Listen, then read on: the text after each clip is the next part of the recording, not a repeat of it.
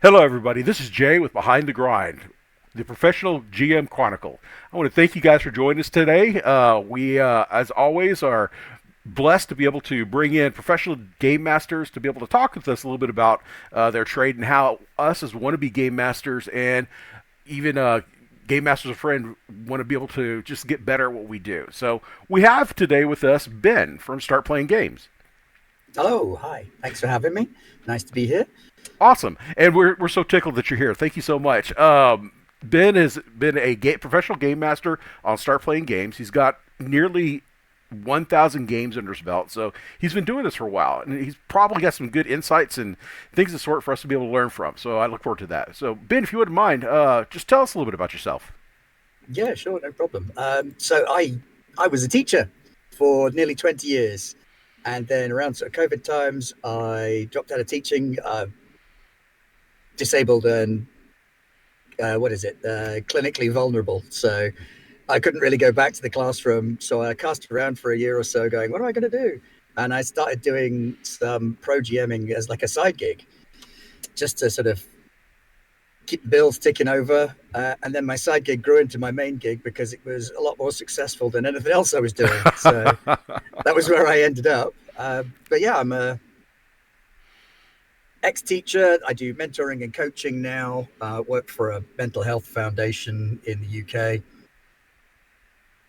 and lots and lots and lots and lots of GMing. Awesome. I'm a former teacher as well. I did that for 7 years, so you have my empathy The and recovery is sympathy. tough, isn't it? It is. I'm telling you, people just don't know. No. Well, if you don't mind, tell me a little bit about what drew you first into tabletop role playing games, and how did you become a Oh game God, master? it's such a long time ago. I was 12. It was the 80s. I was the weird nerdy kid at school with the weird nerdy kid friends, and one of them brought out the AD&D book and went, "Hey, do you want to play some Dungeons and Dragons?" And that was it. From that point on, we were hooked. And 4 years, there must have been about 4 or 5 of us in total that would get together and just play D&D. And I think the first time I ever became a GM, it was an unmitigated disaster. It was just a cocktail of all the things that could go wrong, did go wrong. The full classics set of 13-year-old boys wanting to play D&D, but not really having a clue what they were doing. Well, do you remember that first game that you ran? And you said it was bad. I mean, what happened? Oh, it was atrocious. It's one of the worst things that you could possibly imagine. It just the perfect storm of me not knowing the rules well enough, um, railroading the story because I had a story in my head and characters that my friends had made that literally had no bearing on what we were doing whatsoever. And the list of, hey, can I have this ridiculously overpowered thing? Yeah, okay. And just a team of superheroes stomping through a world, trouncing anything they even looked at with absolutely no connection to the story whatsoever. And a panic GM just giving them more and more magic items to let them feel like they were achieving something. The murder I've come a hobos long way rise. since Yeah, those I'll days. bet. Well, with your games, both that you run for your friends and that you run professionally, what's been your most memorable campaign? What made it stand out? I was very lucky. I stream with a channel called Garblag Games, and I was very lucky to be one of the first GMs to stream the Dune RPG when Okay. it first came out. And we had a really good, close knit group of players. The book, because I'd kickstarted it, I had the rules before they'd come out. So, literally, the day it was officially out, we went, right, stream, go. And managed to get one of the first streams out there, and just the uptake on it, thousands of people watching it on YouTube, players getting really into it, lots of people who are really in the world and the setting, and really gelling with the system as well, so that everybody got a lot out of it. And it felt like Dune, which was the real thing. It was indistinguishable from being in the world of Frank Herbert. It was amazing. That's awesome. That's an awesome thing to be able to say and experience. Okay, so with almost 1,000 games under your belt professionally, I've got to ask: have you had a game go off the rails, and if so, how'd you handle it? Not so much a whole game go off the rails, but sometimes the occasional session will go off the rails, and it's partly down to if you've got an open game table and you don't know who you're going to get. Sometimes you get someone who doesn't gel with the rest of the group. Sometimes you get someone whose game philosophy doesn't necessarily gel with your game philosophy. If you get the so I'm quite a narrative player. I do a lot of and GM. I do a lot of narrative stuff, role playing heavy, rules light, rule of cool stuff, and someone comes into a game who is almost the opposite philosophy. Someone who's sort of very rules heavy, mechanics focused. Like I do this, this, this, and this, and that is the outcome every time. So you don't gel, and you end up in a situation where everybody gets a bit frustrated because you've got a group of people who are there because they want the narrative side of things, and then you've got maybe one or two people who don't want that and want to put the actions in the GM slot machine and receive their rewards. So that can be a bit tricky at times. I'd say that was probably the closest they get to things going off the rails, but on the whole, I've had a really good experience for the last couple of years.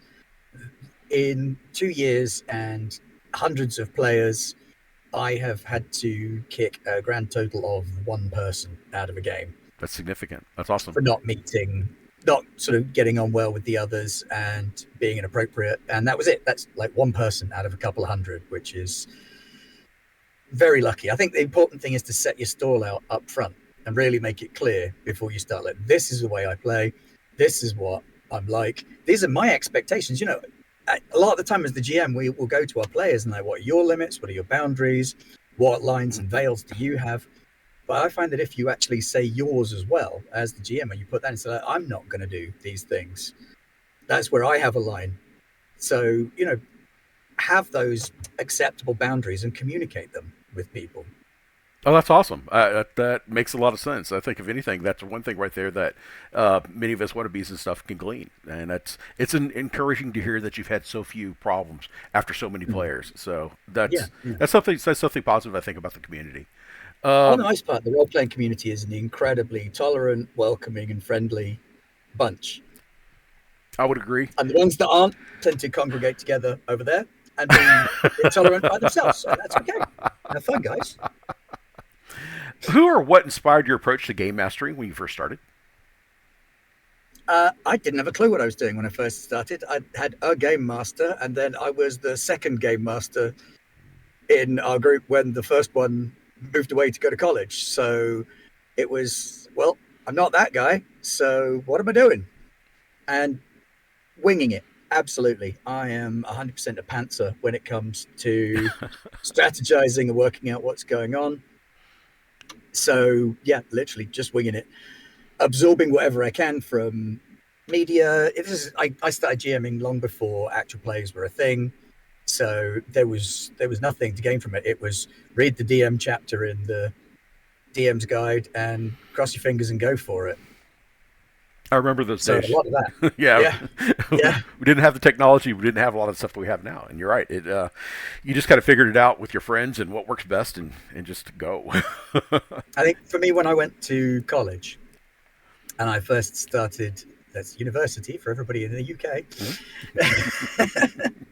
I started meeting whole loads of other GMs and seeing all the different games and styles and stuff that were out there. That blew my mind, and it was like, oh my god, it's not just one way of doing things. There's loads of different ways of doing things. There's lots of different games. There's lots of different gaming styles.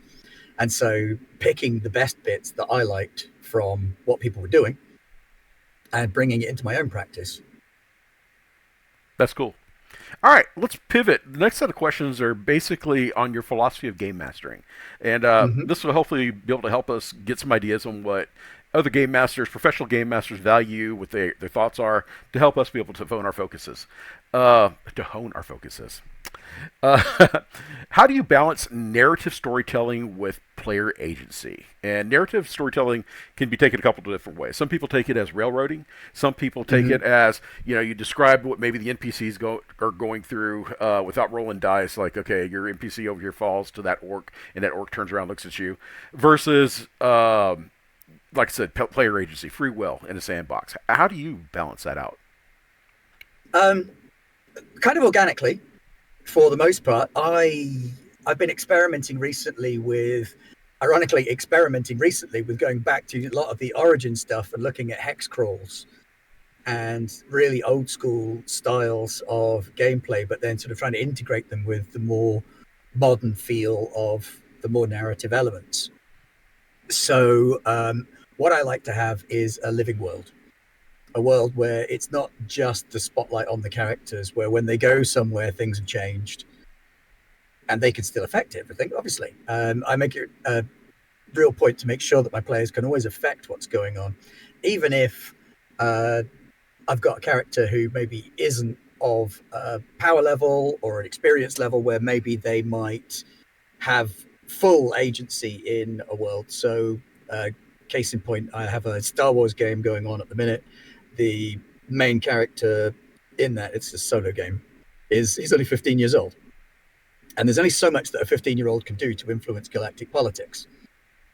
So when we get to a point where the galactic politics element is coming up, I will hand over some of the narrative control then to the player and say, well, what do you think that your mentor would do? Or what do you think that these allied groups of yours would do in that situation? And give them almost some narrative control of the NPCs to sort of steer the way that sort of world setting is going and things like that. Player agency is really important. If players don't have agency, they can very easily get switched off. And I've made those mistakes. I think we all have to make a lot of these mistakes before we learn that they are mistakes with the railroading and going, no, this is the campaign we're going on. And this NPC is going to swoop in from the wings and tell you what you're doing wrong if you're not following the exact story. And you see people switch off when you do that kind of thing. So you have to give them the option to totally ignore the plot if that's what they want to do. I think for me, best example there was when I was teaching and I was at school. I had a D&D club for the kids, and it just grew and grew and grew because it turned out to be really popular. Who knew? Mm-hmm. And one of the kids came to me one day and he was like, "Sir, my players they won't follow the plot." I'm like, well, what are they doing? They've moved into a tavern and they won't leave. Okay, let them run a tavern. Like, but what about the plot? I mean, the plot happens without them. Oh, what were they supposed to do in your version? Well, they were supposed to go and stop an invasion from happening. Okay, they're not stopping the invasion from happening. Now they have to contend with the fact that there's an invasion happening around them in their pub. So, yeah, well done them. You've got a nice pub, but now you've just been invaded by a horrifying army of monsters. How's that pub job coming along? I can see kids' eyes opening when explained in that way. I can Yeah, see how that would definitely be beneficial to that. it's That's the awesome. idea of a living world. Sure. Yeah. What is your approach to dealing with? Well, actually, you kind of answered that already when we talked about the challenging and disruptive players. But okay, so this is actually an interesting question. What do you think a game master should prioritize in the story? Should they prioritize the rules, the player enjoyment, or the story? That's kind of a good one for the Pro GM community as well, because there's a difference there from running games for your friends, because you are running games for clients, and you may be friendly with your clients, you may have a really good rapport with your clients, but there is still that exchange of goods and services angle to it. So there is certainly at the beginning there's a lot of pressure to do what the players want, like regardless of whether or not it fits in with what's going on, because you want to keep your customer your client happy. So focusing on the player's goals can become overwhelming at that point. This, especially when you have conflicting player goals, they want different things out of a game. So I think there's a real balance element there where prioritization does come in. Okay. At the end of the day, when you put your game out there and you say, this is the game I want to run, people are signing up to that. So yeah, prioritize their enjoyment, definitely.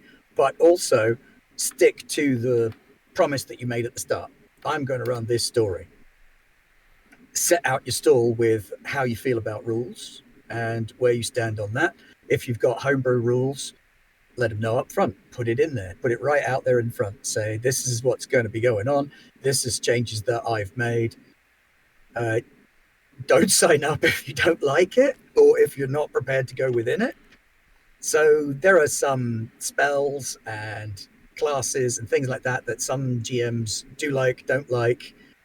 If you say up front, I don't like this spell, I'm not using it, players go, okay, that's a given. Right. We don't need to ask for it. So I think it's not a prioritization issue, it's a balance issue. Okay. You have to balance those elements. Story is important. Player enjoyment is important. Rules is probably the least important of the three, but you've got to have that framework in which everything works. You've got to have consistency with the rules. So there is an element of priority there for that. Awesome.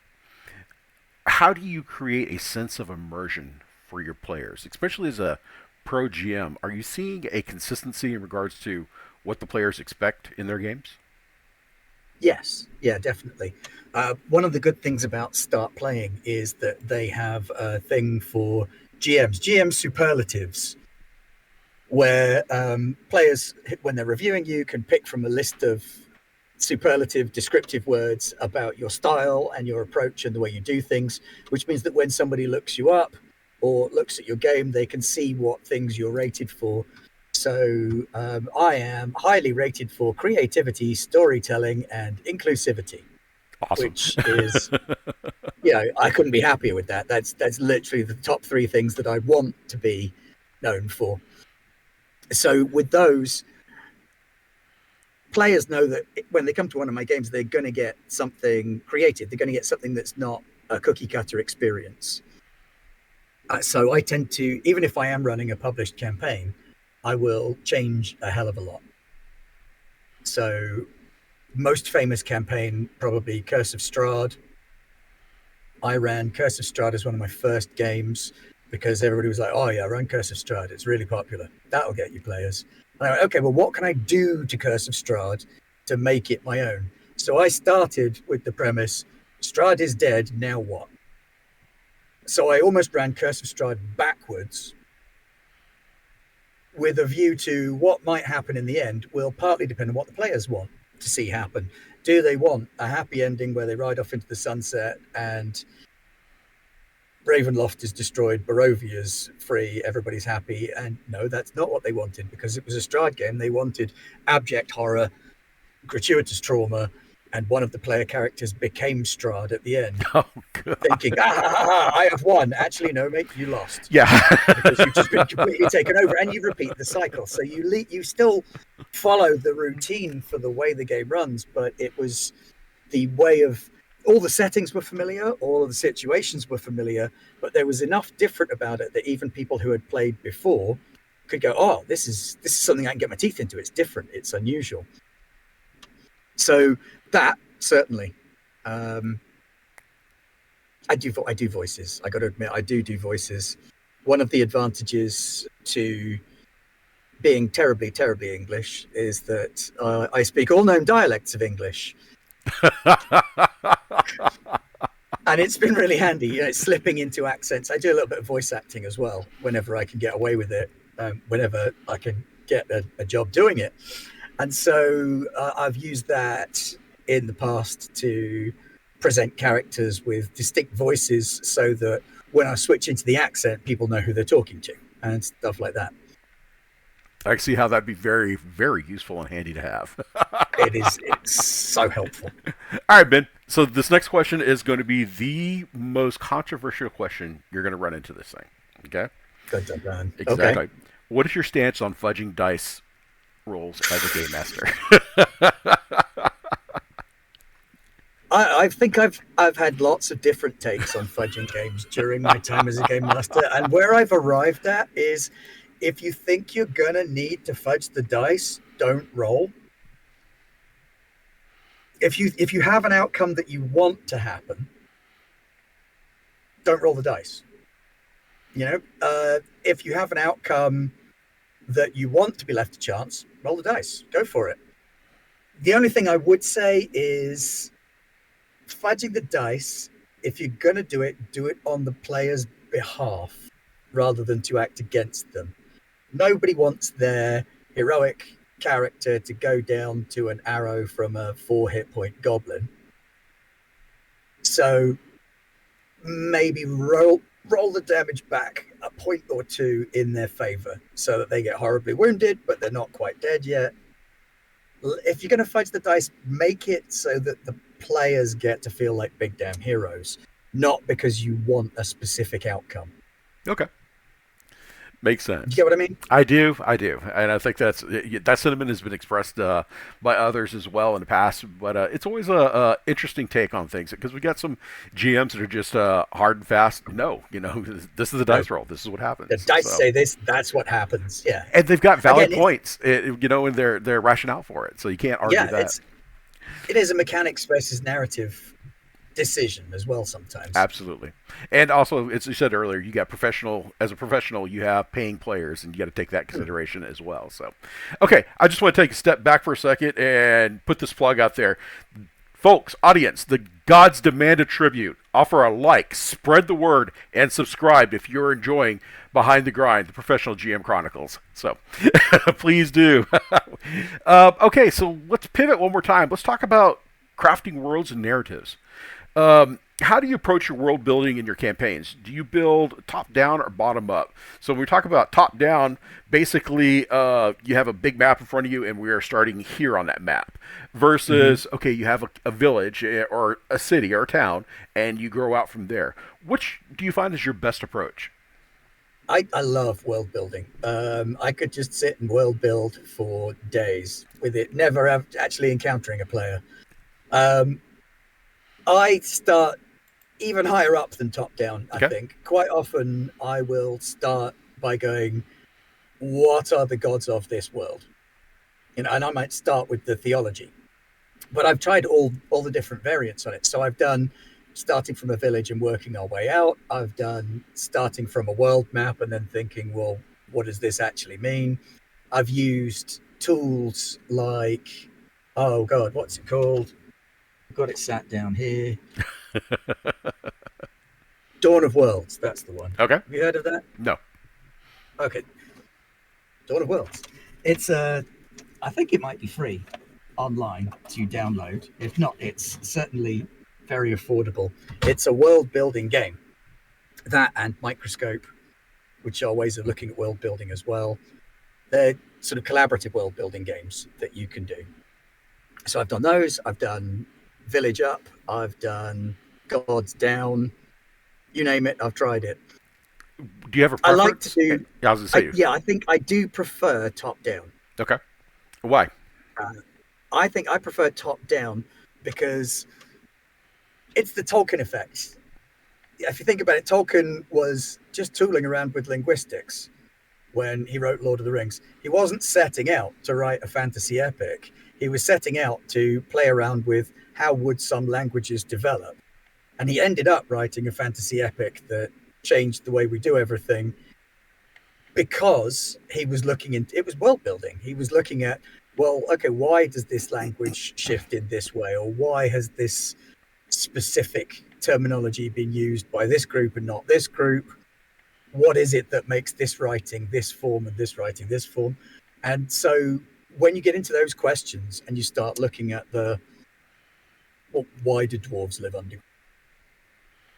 What is it that makes that happen? Why are elves so elegant and graceful? What is it that's led to these things happening?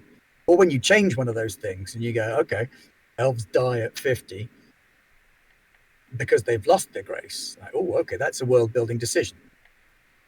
and it changes the way the whole world works, because instead of having these ancient wise elves, instead you've got these young dynamic party hard style elves, because they know they've got a shorter lifespan than other people.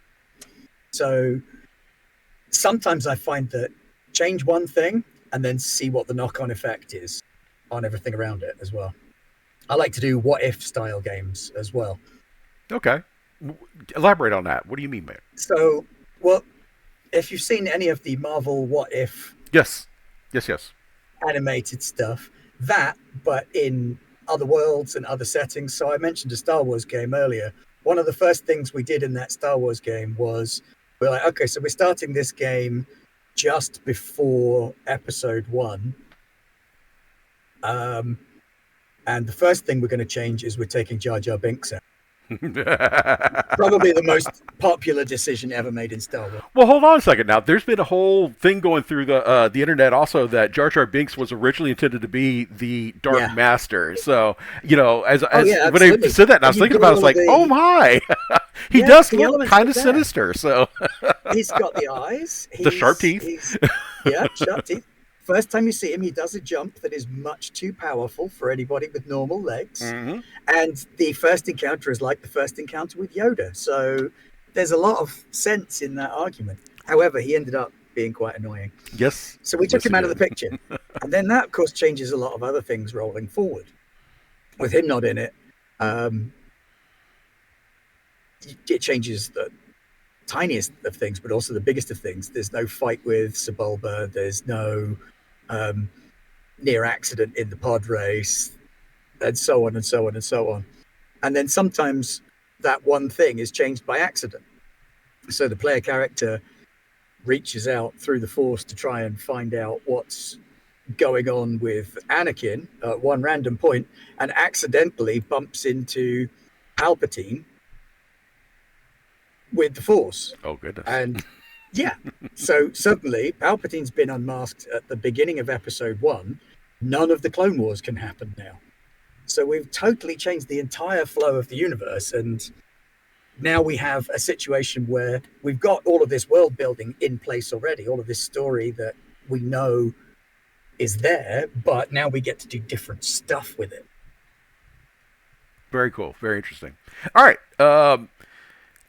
So we talked a little bit about your NPCs and stuff. How do you create your NPCs and make them memorable? I know you talked about using voices. Is that your primary tool? Do you have any other secondary tools that you use? Voice is one of the main ones, yes. But making interesting NPCs is part and parcel of knowing who the players are. Once you've got your players and you know what they want, don't be afraid to ask. Is there anybody that your character would like to meet? Give players an opportunity up front before the game to say, I want to find this kind of magic item. I want to meet these sorts of people. I want to fight this kind of monster. And I said to players at the beginning of games, what kind of monsters do you want to fight? And some of them come at you very nervously. Ooh, can we start with goblins? And others have been like, I don't care what we fight as long as I get to kill a beholder at some point.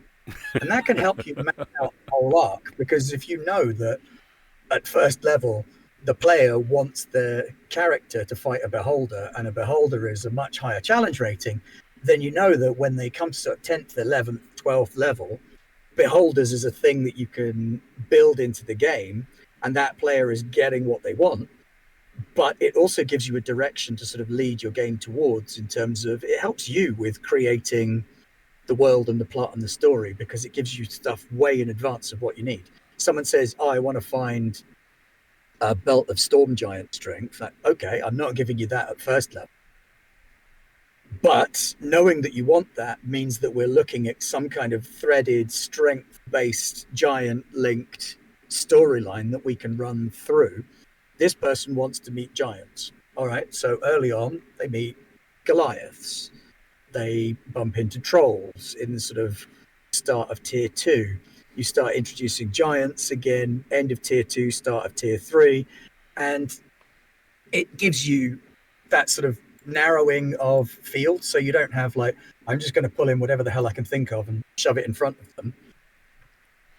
It helps because it means that you're working with your players, and ties into your backstories question that I know I'm sort of skipping around as well.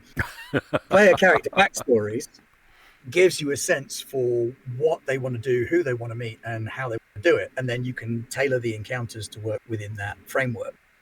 Very cool. All right. We're going to pivot with this other set of questions. These are Pro GM questions. These are questions that people like me want to ask people like you. So if you're not comfortable with anything, we can skip it. But, this is just basically, what does the day of a Pro GM look like? It depends on whether you're working more than one job or not. When I was just Pro GMing, I was running 12 games a week, sometimes 2 a day, because the vast majority of people who are in the market for Pro GMs are US based, and I'm in the UK. It was great for me because I'm not great at mornings, so I would sleep in, and then I would I would work 9 to 5, but I would work the other 9 to 5. So I'd start work in the evening and then work through into the small hours of the morning and then go to bed and then sleep in and do it that way. So I found that really, really helpful because I'm more creative in the evening. I get more work done in the evening. I find that stuff comes more easily to me in the evening. So yeah, it kind of offset. It was almost like working a night shift. I've heard that described. Yeah, people say it's like bartending hours or something like that. So Yeah. totally makes sense. Very much. Yeah. Okay, so with your business model that you have right now with Pro GMing, you said earlier that you do like 12 games a week, right? Or you used to do 12 games a week. What are you currently operating? At the minute, I am on 6 games a week. I'm going to be building that back up. There's a bit of a lull that happens sort of around Christmas time. Mm-hmm.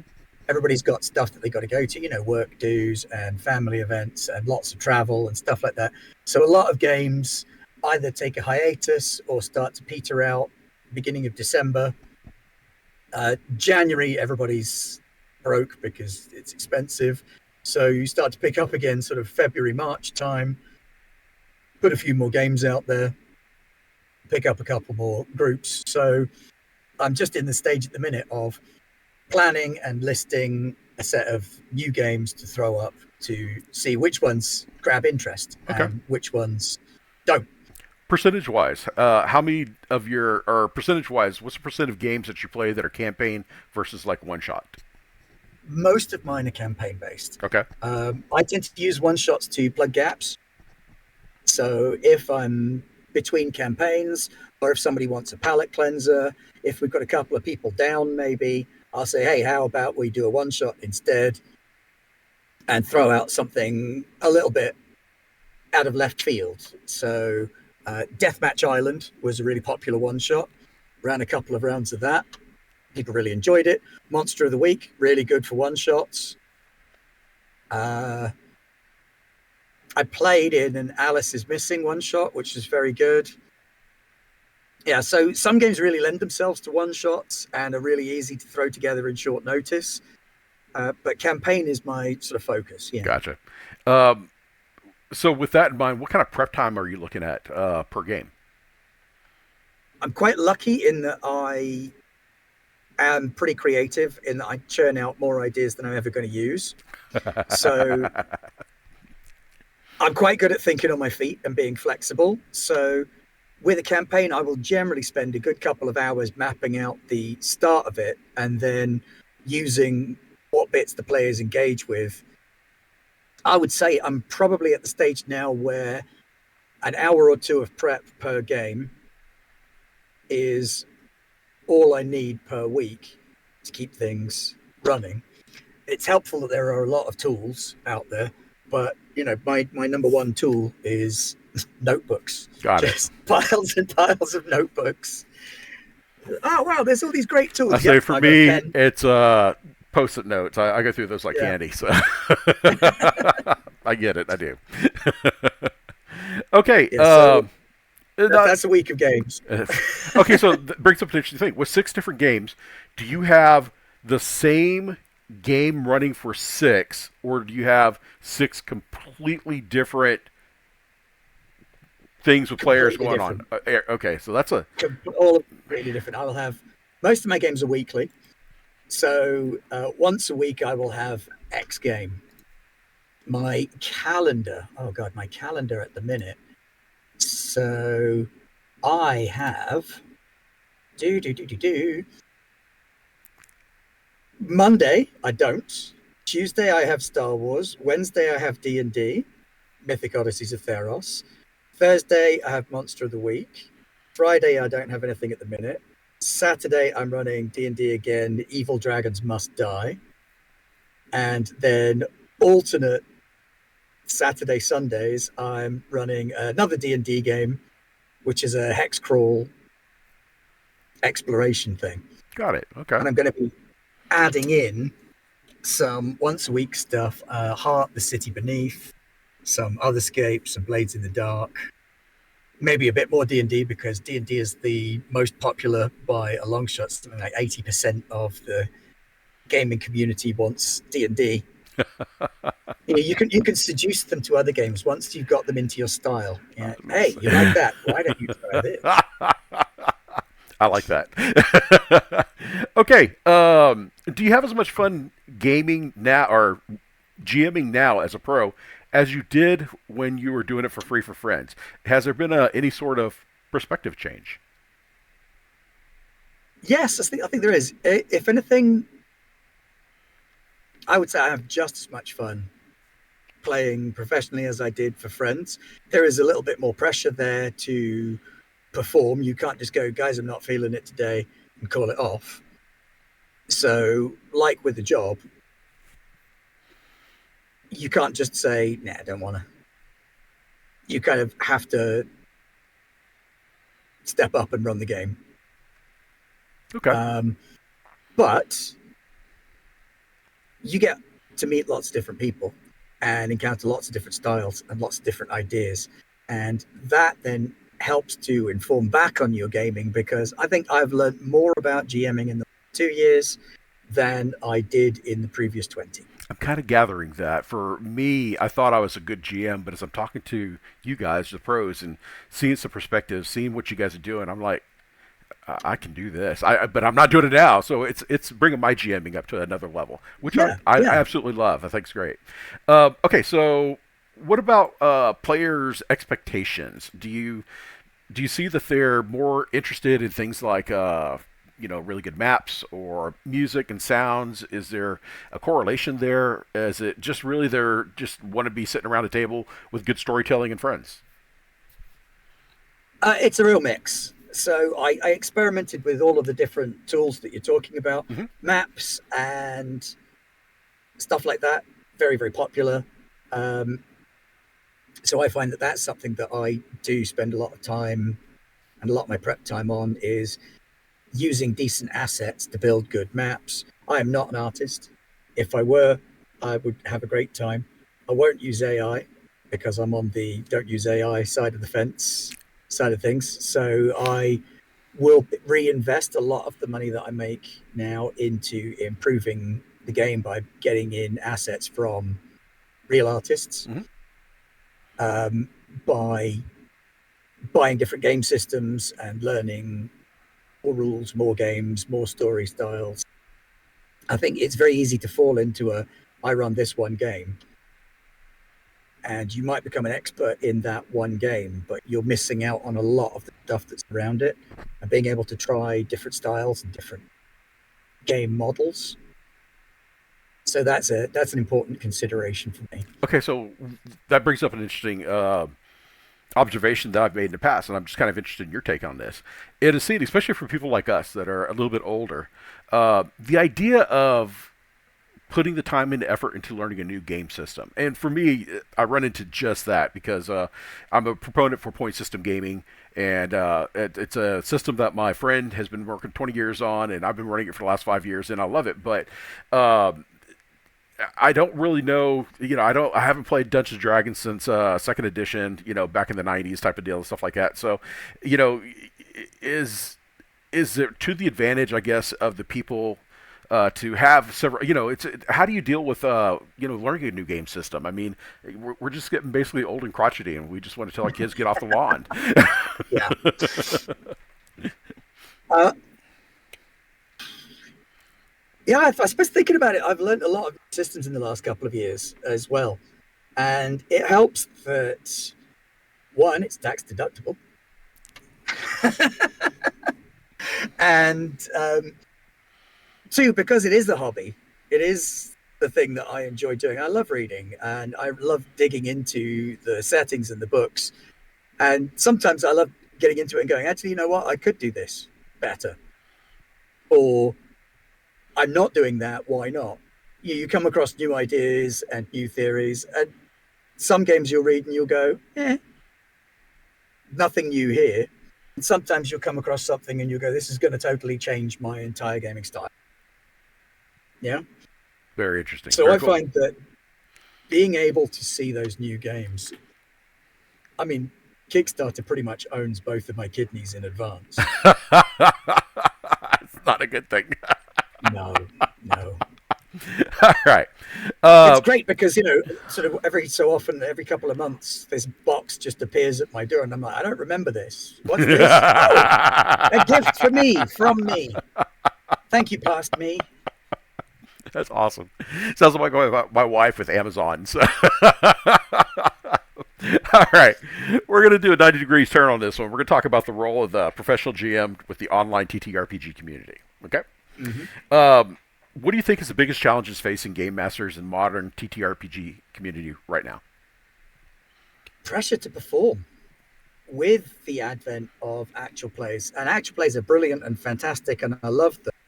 But when you see the super pro GMs in an actual play craft these compelling stories with a team full of professional voice artists and thousands of dollars worth of sets and props and equipment, if you're just starting out GM and you've maybe got 3 D&D books and you want to run a game for your players and you don't have a clue what you're doing, they've watched Critical Role and they're coming at you with like, this isn't how Matthew Mercer does it. Like, no, well, no crap.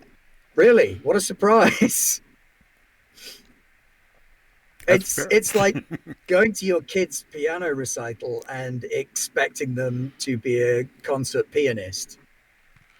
There is that pressure on new GMs. It's probably really hard to break into now because nothing happens in isolation.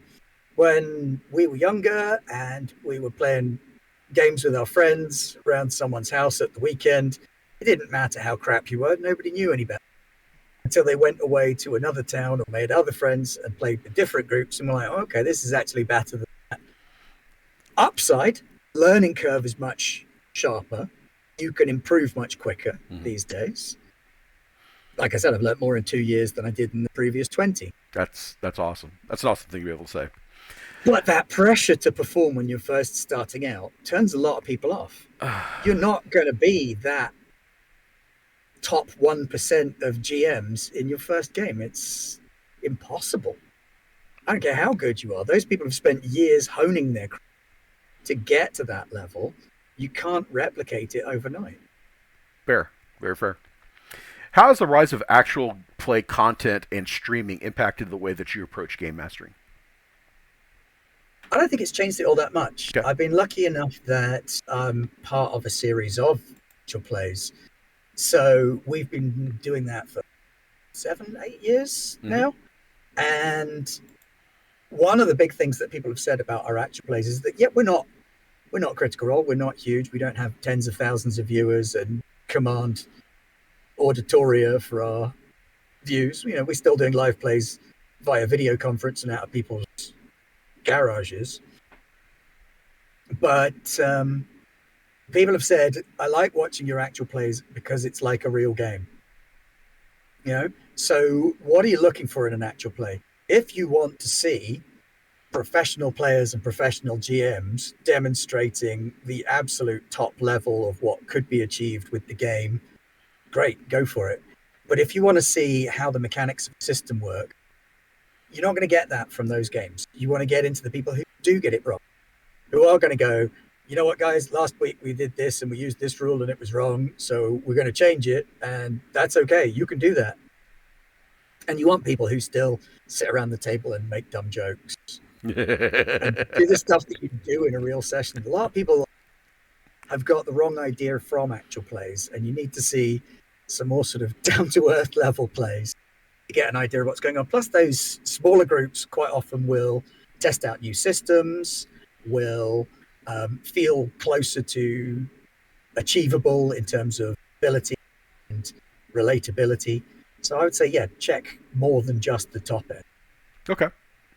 How do you feel about the responsibility of the professional GM to represent diversity and inclusion in your games, both at your table and in your actual NPCs? I think it's really important. There are too many marginalized communities who have been left outside the door for too long that find it much harder to break into gaming and maybe need a little bit of extra support or actual inviting into the door. I think there's been a real shift in that recently, a real move to try and encourage people from marginalized communities to get into games, to be able to access games more easily. And I try to make all of my games as open and welcoming as possible. I would love to know what more I can do sometimes, but I also don't want to be the person that is relying on someone else to educate me on how to improve gaming for them. So I've been, looking into it a lot and trying to sort of follow the right kind of people on social media to get an idea of how to improve diversity and ability. Stuff like using the safety tools and things like that has become a lot important. Being able to really sort of manage who and what gets stuff out of games, and also to an extent taking extra care of more marginalized players so as to ensure that they remain feeling safe and comfortable in games. Okay. Do you ever run the risk of like catering to them in order to do that, or are the players by and large, just one of the guys? I mean, they just want to be treated like everybody else. Yeah, very much that. Okay. Not necessarily wrapping them in cotton wool and making everything feel like a padded and special environment, but it's the difference between equality and equity, isn't it? It is. That's a good point. Equality, treat everyone the same. Equity, give everybody the same shot. And I think equity is the thing that gets overlooked a lot of the time in favor of equality. And equality can then be sort of almost used against people like, well, everybody's got the same shot. Do you, though? If you've got boundaries in front of you before you get to the shot, that's where the problem lies. So that's where the equity comes in. Take the boundaries away to not add extra bits after the fact. Okay, that is spoken like an educator. I recognize some of that terminology there. So, all right. What advice would you give to aspiring GMs looking to make a name for themselves online? Pick your lane. It is very easy if you are trying to start out to be, well, I've heard it explained by another pro GM who just put it beautifully. He says, any of us can be the Walmart of gaming. Do whatever. Be cheap, be available, be approachable. Just give everybody what they want, but at mediocre quality. And you will fill tables like that. But they won't be memorable. They won't be particularly great. They won't build in sort of customer loyalty, brand loyalty, that kind of thing. Fair. If you pick your lane and you, instead of being the Walmart, you go for the artisanal bakery that people want to go to, you will get the players that match the style and the games that you want. Your games will become more memorable. Your players will be more likely to keep coming back. You build in that sort of game loyalty, that player loyalty, that means that you then can work better with them because you can craft a game because you know the people better. while at the same time knowing that you've got a reliable pick up your games time after time. You don't have to try and stretch out a game just so that you don't lose your players and have to start from scratch. Okay. All right. This is the last question, and after this, I'll turn things over to you. You can plug away at everything you'd like. But the last question is, what is your vision for the future of tabletop RPGs, and how do you see yourself contributing to the evolution? I do a little bit of writing now as well. I've got a couple of things out there that I've managed to get done in the last few years. Some bits of supplements, some Zine Quest level games and stuff like that. Mm-hmm. So just being able to get my stuff out there as well. I think that TTRPGs have a lot more potential than we're seeing at the minute.